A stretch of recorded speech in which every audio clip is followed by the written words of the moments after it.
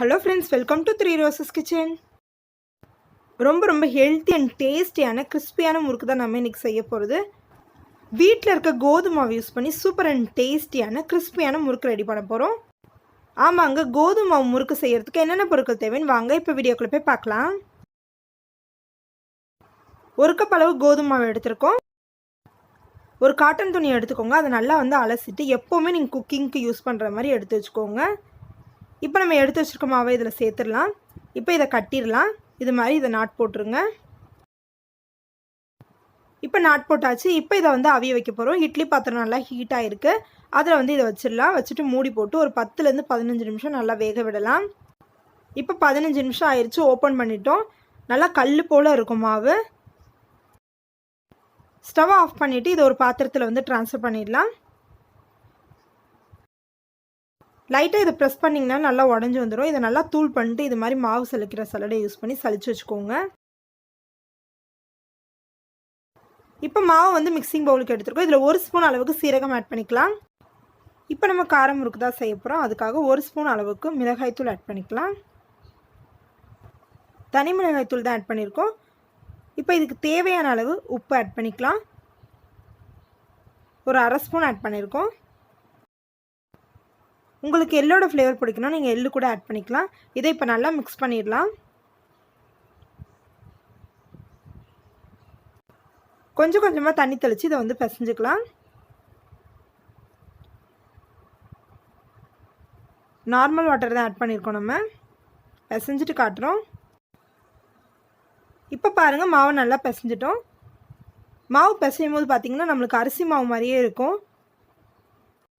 இப்போ உங்களுக்கு எடுத்து காட்டுறேன் பாருங்கள்.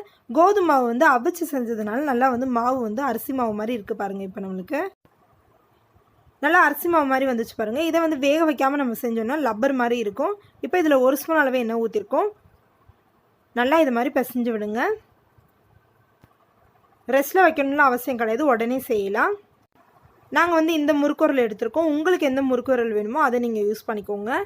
இப்போ இதில் மாவு போட்டாச்சு. இப்போ பிழிஞ்சு காட்டுறேன் பாருங்கள். உங்களுக்கு எவ்வளோ ஈஸியாக நம்மளுக்கு வருதுன்ட்டு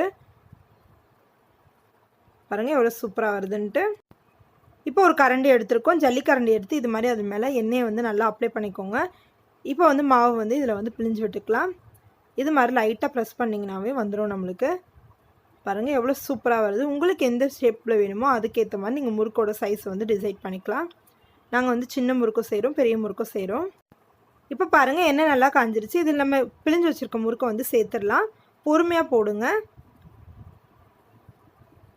இந்த முறுக்கு வேகிறது நீங்கள் பபிள்ஸ் வச்சு தான் கண்டுபிடிக்க முடியும். பபிள்ஸ் நல்லா அடங்கிடுச்சுன்னா எடுத்துருங்க. முறுக்கோட கலர் கொஞ்சம் டார்க்காக தான் இருக்கும் பார்க்கும்போது.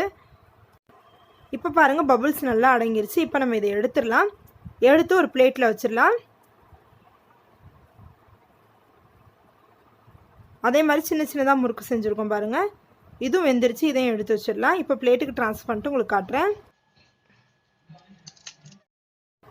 இப்போ இதை பிளேட்டுக்கு ட்ரான்ஸ்ஃபர் பண்ணிட்டு பாருங்கள், ரொம்ப கிறிஸ்பியான கோதுமை மாவு முறுக்கு சட்டுன்னு ரெடி ஆயிடுச்சு.